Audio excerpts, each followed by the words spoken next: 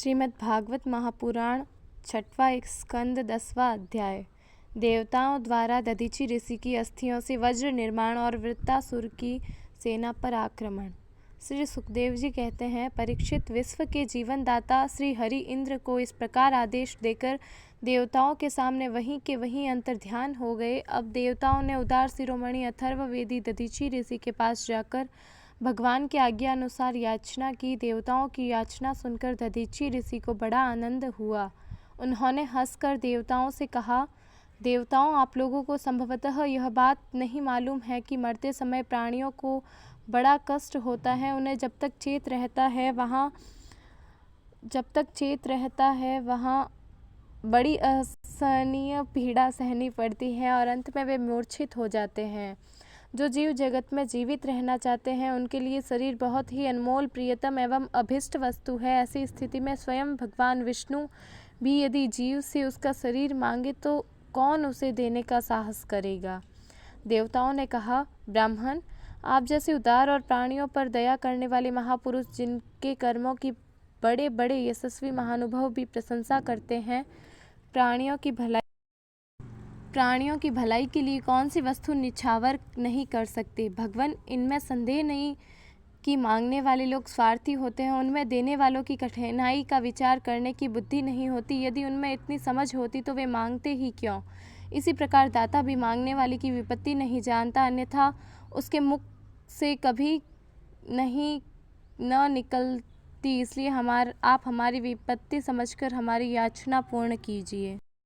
दधीचि ऋषि ने कहा, देवताओं, मैंने आप लोगों के मुंह से धर्म की बात सुनने के लिए ही आपकी मांग के प्रति उपेक्षा दिखलाई थी। यह लीजिए, मैं आपके प्यारे शरीर को आप लोगों के लिए अभी छोड़े देता हूँ, क्योंकि ये दिन यह स्वयं ही मुझे छोड़ने वाला है।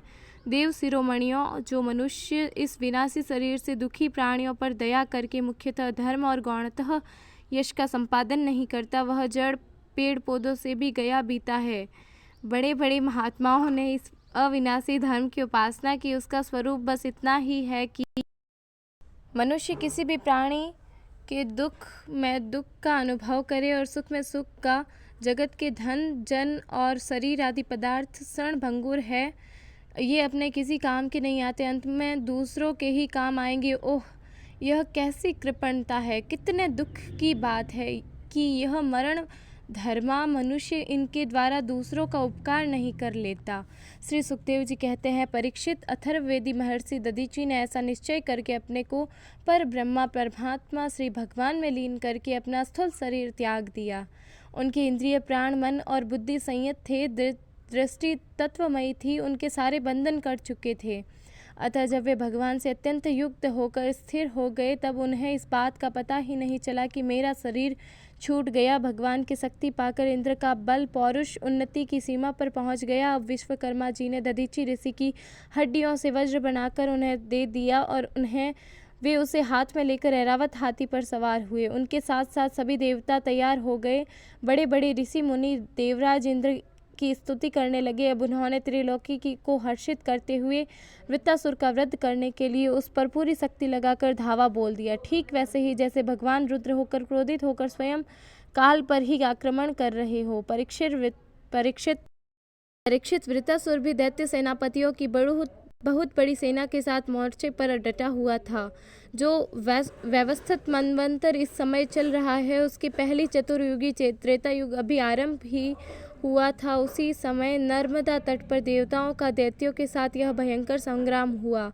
उस समय देवराज इंद्र हाथ में वज्र लेकर रुद्र, वसु, आदित्य, दोनों अश्विनी कुमार, पितृगण, अग्नि, मरुदगण, ऋभुगण, साध्वगण और विश्वेदेव आदि के साथ अपनी कांति से शोभायमान हो रहे थे। वृत्तासुर आदि दैत्यों को अपने सामने आया देखकर वे भी चिढ़ गए। तब नमुचि, सांबर, अनर्वा, द्विमूर्धा, ऋषभ, अंबर, हयग्रीव, शंकुशिरा, विप्रचिति, अयोमुख, पुलोमा, वृषपर्वा, प्रहेति, हेति, माली आदि हजारों दैत्य दानव एवं राक्षस स्वर्ण के सात सामान से सुसज्जित होकर देवराज इंद्र की सेना को आगे बढ़ने से रोकने लगे। परीक्षित, उस समय देवताओं की सेना स्वयं मृत्यु के लिए भी अजेय थी। वे घमंडी असुर सिंहनाद करते हुए बड़ी सावधानी से देव सेना पर प्रहार करने लगे। उन लोगों ने गदा, परिघ, बाण, प्रास, मुदगर, तोमर, सूल, पर फरसे, तलवार, सतग्री, तोप, भुषंडी आदि अस्त्र शस्त्रों की बौछार से देवताओं को सब ओर से ढक लिया। एक पर एक इतने बाण चारों ओर से आ रहे थे कि उनसे ढक जाने के कारण देवता दिखलाई भी नहीं दे पड़ते थे।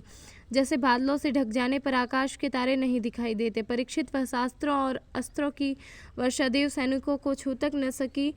उन्होंने अपने हस्तलाघव से आकाश में ही उनके हजार हजार टुकड़े कर दिए। जब असुरों के अस्त्र शस्त्र समाप्त हो गए तब देवताओं की सेना पर पर्वतों के शिखर, वृक्ष और पत्थर बरसाने लगे, परंतु देवताओं ने उन्हें पहले की ही भांति काट गिराया। परीक्षित, जब वृत्तासुर के अनुयायी असुरों ने देखा कि उनके असंख्य शस्त्र अस्त्र भी देव सेना का कुछ न बिगाड़ सके, जहाँ तक कि वृक्ष, चट्टान और पहाड़े बड़े बड़े शिखरों से भी उनके शरीर खरोच तक न आई, सबके सब सकुशल है, तो वे बहुत डर गए। दैत्य लोग देवताओं को पराजित करने के लिए जो प्रयत्न करते वे सब के सब निष्फल होते जाते।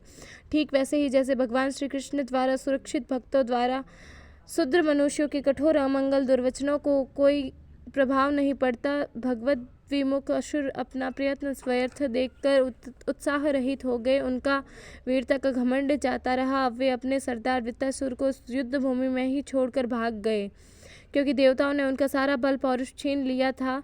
जब धीर वीर वृत्तासुर ने देखा कि मेरे अनुयायी असुर भाग गए हैं, अत्यंत भयभीत होकर मेरी सेना भी तहस नहस और तितर बितर हो गई, तब वह हंसकर कहने लगा। वीर ने समयानुसार वीरोचित वाणी से विप्रचित निमुची, पुलोमा, मैं, अनर्वा, संबर आदि दैत्यों को संबोधित करके कहा, असुरों भागो मत, मेरी एक बात सुन लो।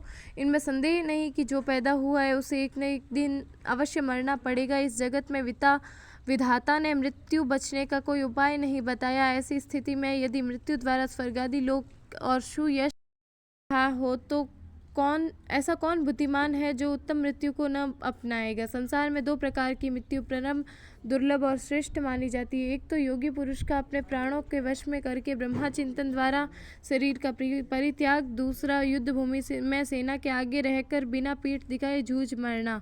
तुम लोग भला ऐसा शुभ अवसर क्यों खो रहे हो।